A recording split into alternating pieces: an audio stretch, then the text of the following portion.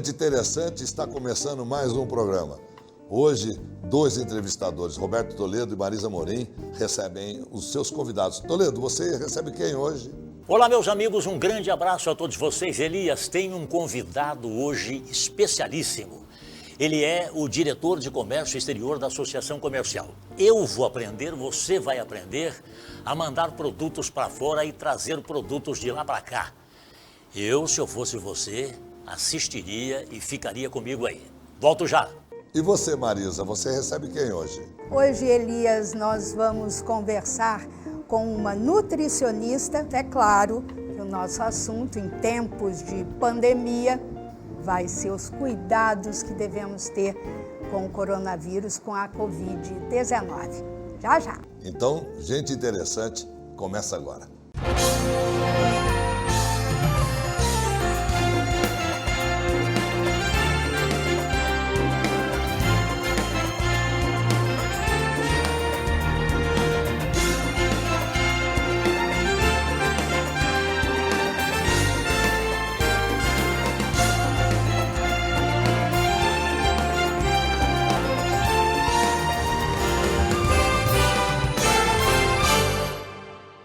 Olá, meus amigos, que bom estar com vocês aqui mais uma vez no nosso Gente Interessante. Cada vez que a gente vem aqui, nós trazemos um convidado. Eu quero apresentar para vocês hoje um convidado que eu queria já ter conversado com ele, porque nós que estamos aqui numa cidade do interior, em São José do Rio Preto, cercado por pequenas cidades, e pequenas cidades com um comércio muito bom e que tem muitas indústrias. Tem muita gente competente para mandar os seus produtos para fora do país. E é sobre isso que nós vamos conversar, porque o Vaelt é responsável pela diretoria de comércio exterior da Associação Comercial. É um jovem, pouco mais de 30 anos, mas uma experiência dentro de uma empresa construída por ele, e ele vai falar sobre isso aqui para a gente. Vaelt Ferraz, que prazer tê-lo aqui. Tá tudo bem? Prazer é todo meu, Roberto. Uma honra estar aqui. Muito obrigado pelo convite. Bom, eu começo dizendo para você quem é você e por que é que você está envolvido com as coisas que devem ir para fora. Exato. E aí eu pergunto também para você, é só sair daqui para ir para Nova York, a França, a Argentina, Buenos Aires, Uruguai, ou é também trazer de lá para cá? Os dois, na verdade, Roberto. O ideal sempre é que nós tenhamos uma política, né, uma visão, uma filosofia de indústria, de empresas que esteja aberto às exportações e às importações. Porque a importação também gera muita competitividade, importa-se maquinário, melhora-se capacidade produtiva, processos produtivos, gerando mais competitividade. E nas exportações, obviamente, você tem um cenário também atrativo pela diversificação de mercados, né? Você consegue diversificar essas cestas, né? Como o pessoal costumava dizer, não deixar todos os ovos dentro de uma única cesta, né? Sim. Então, ele com certeza, esses dois mercados são muito importantes de serem olhados, né? Até a minha história nesse sentido, como você me perguntou, eu me formei em São Paulo, trabalhei em São Paulo, mas sempre fui um apaixonado por negócios internacionais. É uma área bastante, ainda existem algumas frentes bem interessantes no Brasil nesse aspecto, mas o que sempre me fazia questionar era por que a nossa região, que tem tantas indústrias, pouco exporta ou importa. E quando eu voltei para essa região, essa missão continuou comigo. Então, mas uma pessoa que se forma, que está no Brasil, que é jovem, como é que você caiu dentro deste lago internacional? Legal. Bom, eu atuei primeiro lá em São Paulo, me formei em São Paulo e acabei trabalhando numa das principais transportadoras marítimas do mundo, como supervisor de negócios da América Latina. E foi quando eu percebi realmente que havia muito potencial de negócios internacionais e estava sempre, na grande maioria, falando de indústrias, por exemplo, concentradas em multinacionais. Isso sem dizer, obviamente, do nosso potencial com relação às commodities, né? Sim. E quando eu acabei voltando para São José do Rio Preto, depois, por uma questão até pessoal, envolvimento, uma questão familiar, e depois tive uma oportunidade passei num processo da Apex Brasil, como técnico extensionista, né, de comércio exterior, onde eu atuei em quase 200 indústrias aqui na região pelo governo federal, desenvolvendo cultura exportadora. Também atuei no CIESP como coordenador de comércio exterior do CIESP e hoje eu tenho a honra aí de fazer parte do grupo como diretor da CIRP. Então, todo esse caminho, na verdade, foi me auxiliando a também, obviamente, montar uma estrutura, pensar numa maneira, entender quais eram as dores das indústrias e foi por isso que eu acabei indo para esse caminho, que ele é um caminho um tanto quanto complicado, Roberto, porque é muito plantio, a colheita é só lá na frente. Mas, como diz aquele velho ditado, né? O bom do impossível é que lá tem menos concorrência, não é verdade? Você tem que, nas pancadas, entortar uma barra de ferro para cada negócio, né? Exatamente, é como se fosse isso, Roberto. O Vaielti, o Rio Preto, como é que está a posição de Rio Preto para o mercado internacional? Nós temos grandes produtos, nós temos grandes empresas, mesmo que seja além de Rio Preto, no entorno. Okay. Qual você citaria como uma grande empresa que você está conseguindo levar produto para fora? Na verdade, o que se vê hoje como um todo, até pelos dados do Ministério do Desenvolvimento, Indústria e Comércio Exterior, dados de janeiro, né, que são os dados mais recentes agora, em comparativo, se nós olharmos para as exportações e as importações, Rio Preto tem um posicionamento bastante pífio comparado com o potencial que a cidade tem, né? Olhando para São José do Rio Preto, só para que você tenha uma ideia, nós ocupamos a posição de número 832, ou seja, uma posição muito lá embaixo nas exportações. E de importação, de número 190. Né? Dos produtos que são exportados, como geral, falando de produtos, obviamente, porque o açúcar, esse tipo de outros produtos não saem necessariamente, as commodities não saem necessariamente de Rio Preto. Sai muito mais das cidades vizinhas, né? Então, se a gente olhar, por exemplo, para a exportação da região, certamente nós temos grandes commodities e grandes usinas que têm uma participação significativa. Se olharmos para Rio Preto, os grandes, janeiro, por exemplo, os maiores atores nas exportações foram empresas de tratamentos capilares, né, de produtos capilares, produtos também que foram exportados ortopédicos, nós temos aí grandes empresas no setor ortopédico, tivemos também exportadores de plantas vivas, que também é uma coisa que existe bastante na região, e na importação, salmão é o grande player, né, como o pessoal mesmo coloca, é o grande ator das importações. Hoje, em janeiro, eu lembro de ter visto os dados, mais ou menos são quase 30%, ali 32% de toda a balança, todas as importações é por salmão e depois diodos, transistores que também são utilizados aí para outros setores industriais. Boris, qual é o mecanismo? As pessoas que produzem, as pessoas que têm suas indústrias aqui, não importa qual seja, vamos aqui citar como exemplo uma coisa muito comum, são uma indústria de sabão. Não é? Como é que ela faz para chegar, não é, até você, a sua empresa, e qual é o procedimento que ela deve ter para ter qualidade ou para ter uma marca para mandar para fora do país? Ótima pergunta, Roberto. A primeira coisa que é necessário, Roberto, para exportar, primeiro é a mudança da cultura. Quando eu falo mudança da cultura, vamos falar, por exemplo, na exportação. A cultura exportadora, ter essa cultura de exportação, ela é essencial. Porque o que acontece? Quando um empresário quer exportar um produto, ele normalmente quer, eu vou colocar, que já quero vender logo esse produto. E aí existe uma grande questão que os empresários esquecem da diferença entre oportunidade e oportunismo. Infelizmente, o empresário brasileiro, ele só quer exportar quando o dólar está, vamos dizer assim, desvalorizado, né? Ou melhor, valorizado perante o real. Então, isso é uma atitude oportunista, porque nós temos um sistema de tarifa flexível, né? De câmbio flexível. Então, hoje pode estar alta, amanhã pode estar baixa.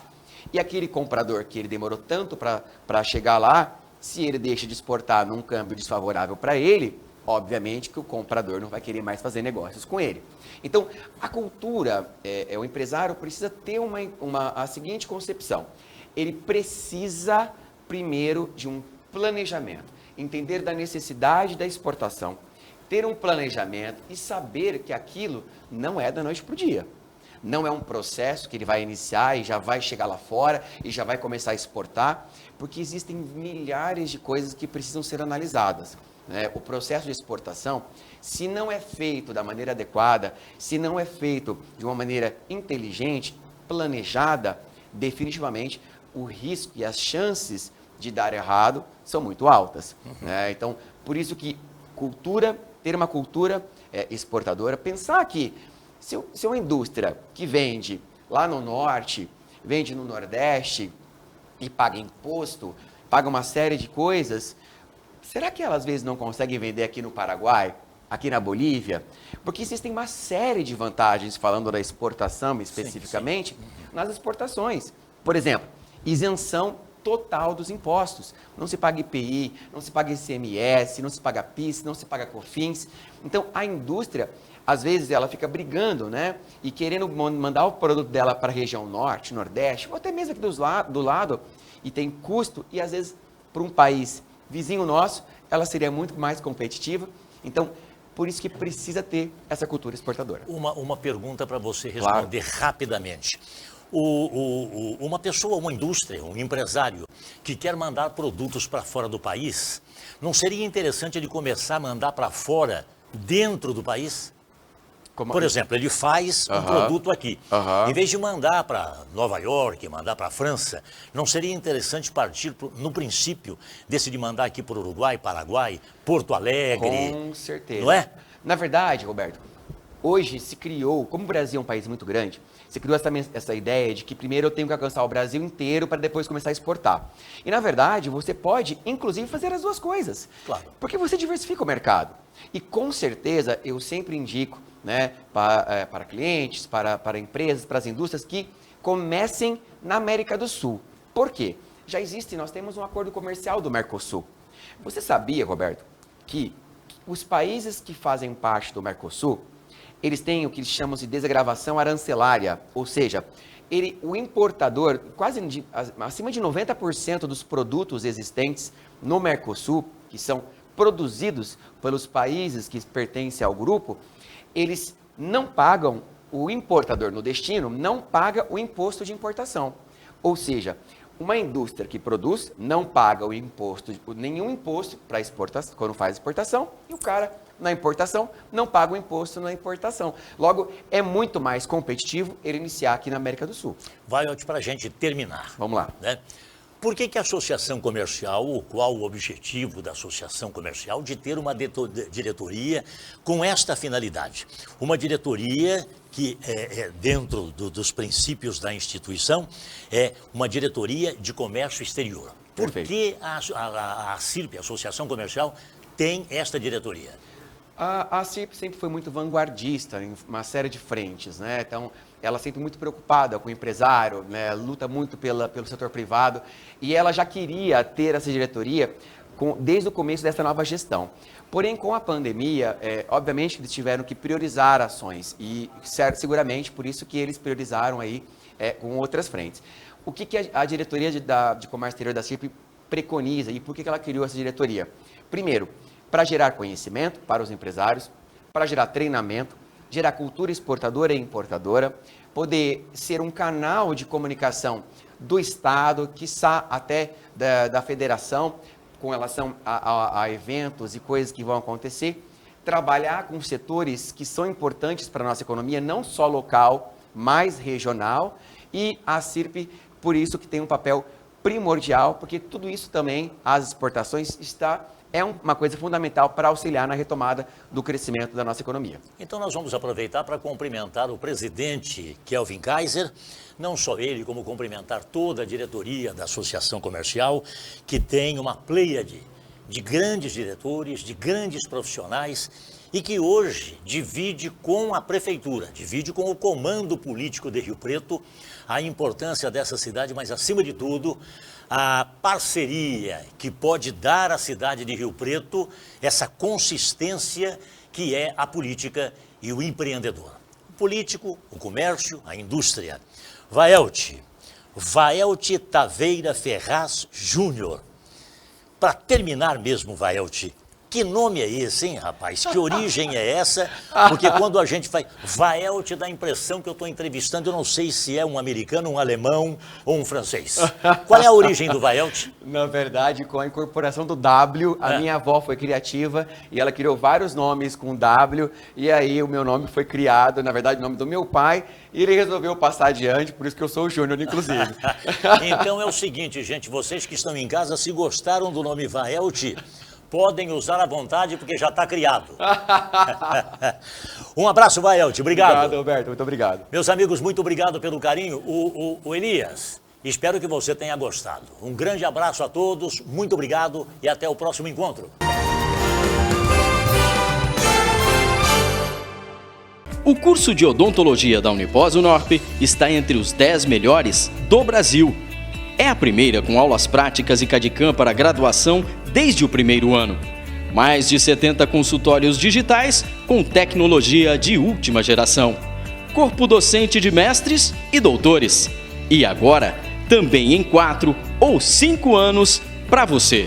Odontologia é na Unipós-Unorp. Cada vez melhor, tecnológica e internacional para você. Vestibular 2020, inscrições abertas.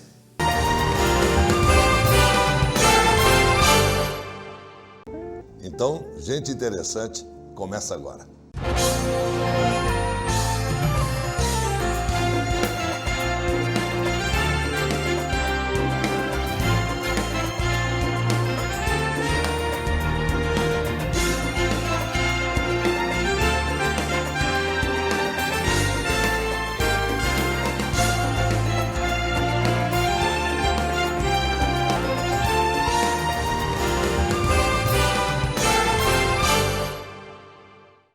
Nós estamos recebendo no espaço aqui do Gente Interessante a Janaína Batista. Ela é nutricionista e, claro, a gente vai conversar um pouquinho com ela, saber dela o que fazer nesse período de pandemia, onde a gente fica muito em casa, está o tempo inteiro ali dentro de casa, fácil acesso à geladeira, ao pão, ao biscoito, ao refrigerante, enfim, o dia inteiro a gente passa comendo.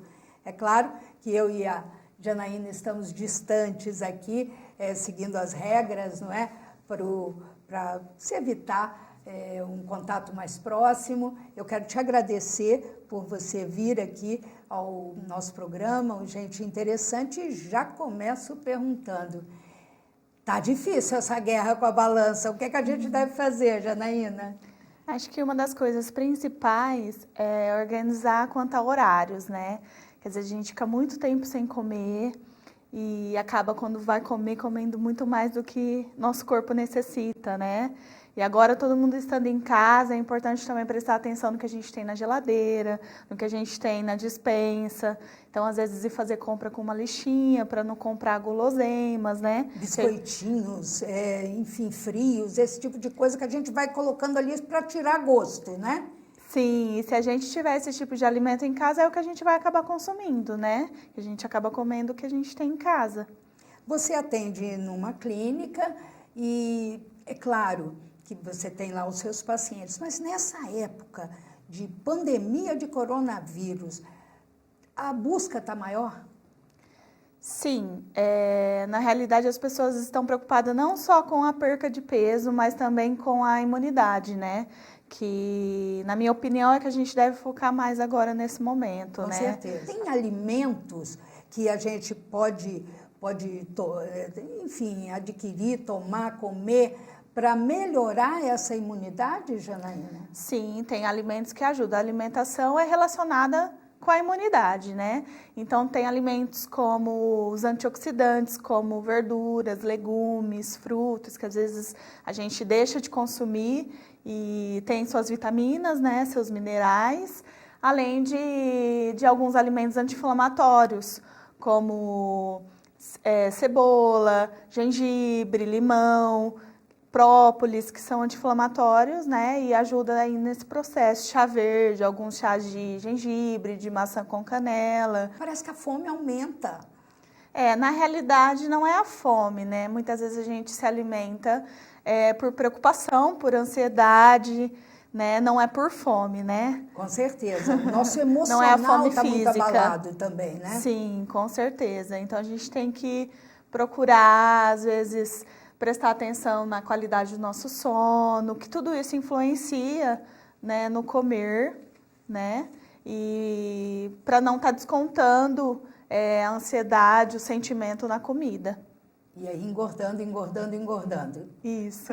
Eu gostaria que você desse alguns conselhos aí, né, para a gente, por exemplo, melhorar um pouco, ou pelo menos segurar o peso, porque é uma coisa que acaba te deixando mal emocionalmente também. Poxa, engordei, demorei tanto tempo fazendo academia, né, malhando, caminhando, se alimentando bem, e agora para tudo. A gente tem disponível na internet muitas aulas, né, online, para a gente não ficar parado, para fazer algum tipo de atividade física. Então, pelo menos 3 vezes na semana, tentar fazer alguma coisa, nem se for em casa, né, através do YouTube. E além de prestar atenção na quantidade de água que a gente está ingerindo, que isso é muito importante, evitar os alimentos industrializados também, porque agora a gente pede muito pelo iFood, às vezes acaba comendo a semana toda errado, então prestar bastante atenção nisso também. Prestar atenção também se a gente está comendo muito em frente à TV ou com o celular, que a gente acaba comendo muito mais. Sem perceber. Sem perceber. Né? A gente acaba mastigando muito mais rápido e comendo em maior quantidade. Você falou em exercício, né? Aliás, realmente, né? Hoje você tem acesso à internet. Se você quiser fazer exercício de manhã, de tarde, de noite, tem, né? Tem sempre alguém te dando ali algumas dicas. Como nutricionista, é uma coisa que você sempre recomenda. O exercício físico é fundamental, independente dessa época de pandemia.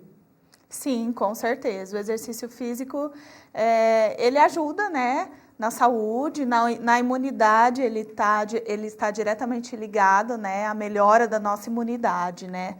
O que, né, na época que a gente está vivendo é muito importante, né, que nosso corpo, caso tenha um preparo maior, né, contra esse tipo de infecção. Seria para resistência, não é que a gente, acho que tem que ter. Quanto maior a sua resistência, claro que você consegue vencer né, mais rápido. O vírus, no caso, se alguém pegar alguma coisa nesse sentido, é isso? Isso. Agora, me fala uma coisa, eu estava vendo aqui, a vitamina D é fundamental para o nosso corpo.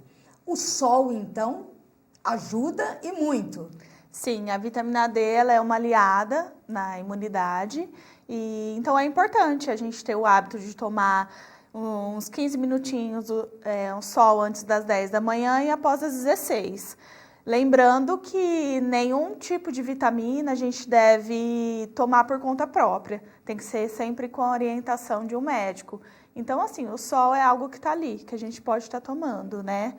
Não também vai... guardadas as restrições ali, Sim. né? Com protetor solar, dependendo do horário. Sim, se for antes das 10, depois das 16, nem precisa do protetor solar, né? Mas isso não garante, nenhum tipo de vitamina garante que a gente não vá pegar, mas certeza, ajuda. Ajuda. Né? E o que a vitamina D é importante para o nosso organismo? A vitamina D ela é importante no combate de diversas doenças, inclusive o câncer, tá? Da imunidade, ela está altamente relacionada com a melhora da imunidade. Então, assim, hoje em dia eu pego muitos exames de sangue de paciente com a vitamina D baixa. E é uma das vitaminas D mais importantes. Até mulheres que querem engravidar e não têm a vitamina D dentro do que precisa, muitas vezes não conseguem. Agora a gente pode repor essa vitamina, tanto com remédio, gotinhas, mas e alimentos? Que tipo de alimento a gente repõe a vitamina D? Os ovos, o salmão, verduras verdes escuras, são grandes fontes de vitamina D. Mas o sol ainda é o que mais, nosso corpo absorve mais. É mais Isso. rápida? Sim, do sol é a mais rápida. Agora, a gotinha lá que a gente toma de vitamina D ou comprimido, seja lá o que for, ele ajuda nessa reposição. Sim. E a idade, Janaína, ela afeta a minha produção no meu organismo de vitamina D, assim como outras vitaminas também? Sim, com certeza, né? Devido à idade, quanto mais velha a gente fica, mais vitaminas a gente tem a propensão de perder, né? Então, influencia bastante, sim. Mas se a gente procurar comer alimentos com fonte de vitamina, tomar o sol, ou se o médico recomendar o suplemento da vitamina D, aí é só fazer o acompanhamento, só não pode superdosar, né? Tem gente que toma por conta própria. Ah, com certeza, né? Você como nutricionista, com certeza é um campo de trabalho muito aberto, não é? Em indústrias, restaurantes, tem sempre uma nutricionista ali de plantão, uma ou um nutricionista de plantão. Onde que você pode atuar? Sim, com certeza. Nutricionista tem escolas, tem academia, tem a parte de indústria, de cozinhas industriais, né, de hospitais. Então, não é só a parte clínica, escolas, né? Sim, né? Nas escolas, por conta das merendas, né? Sim. Então, tem vários campos onde a gente pode estar trabalhando. Agora, lá na clínica, quem que está mais buscando, homens ou mulheres? A maior parte da busca são as mulheres. Mas Com homem certeza. engorda também. Homem também. Também está acima do peso e tem que se Sim, preocupar com certeza. também, né? Ainda mais com a disponibilidade que a gente tem dos alimentos hoje, né? Com certeza. Se não se cuidar, é homens e mulheres, mas a maior busca é por mulheres. Essa coisa da gordura abdominal que atinge homem e mulher, não é? O tempo inteiro. É uma coisa que a gente tem que pensar, e independente, não esperar até depois dos 40, 50, não, antes, né? Com certeza, a gordura abdominal é a gordura mais perigosa, né? Por ela, a gente avalia se a pessoa tem risco de doença cardiovascular. Então, ela é muito importante a gente não deixar acumular, né? Que é onde é o perigo mesmo para a saúde. Com certeza, além de estética, não é? Porque Sim. você não busca só uma nutricionista por conta da estética, mas sim também por conta da saúde, né? Sim, muitos médicos recomendam, né? A Os alimentação, né? pacientes estarem buscando a profissional nutricionista para regular a alimentação, né? Porque É uma reeducação alimentar. uma reeducação alimentar. Eu acho que depois dessa pandemia, todos nós vamos ter que buscar uma nutricionista, né? Janaína, para a gente fechar, quais os conselhos que você daria para quem está em casa agora, assistindo gente interessante, ali louco para comer, morrendo de fome? O que você sugere nessa época de pandemia? Fazer uma lista antes de ir ao supermercado, né? Para não acabar comprando bobeiras, guloseimas, né? Que a gente fala. Porque a gente vai acabar comendo o que tem na nossa casa, o que tem na geladeira, né? Então, se organizar, procurar comprar frutas, verduras, legumes, né? Procurar beber bastante água, que é importantíssimo. Só água ou todo tipo de líquido? Líquidos naturais, sucos naturais, água de coco é muito importante também, mas não substitui a água. Água demais. Água de 2 a 2,5 litros por dia. E são poucas as pessoas que tomam essa quantidade. E a água Mesmo ajuda sem em tudo. vontade, a gente deve tomar. A gente não pode esperar sentir sede. Quando a gente sente sede, quer dizer que o corpo já está desidratado, que ele está pedindo. Então, não pode chegar a esse extremo. Que bom. Eu quero te agradecer muito por você participar aqui do nosso programa, mesmo em época de pandemia, e dar essas dicas legais, bacanas, interessantes, para que a pessoa que está em casa, está acompanhando, também fique ligada e tomando conta desse bendito peso que normalmente, né, tá todo mundo acima do peso, não é? Nessa época. Muito obrigada, Eu viu? que agradeço. Obrigada a você. Bom, obrigada a você, telespectador, que acompanhou aqui o nosso espaço no Gente Interessante. Eu devolvo para você, Elias.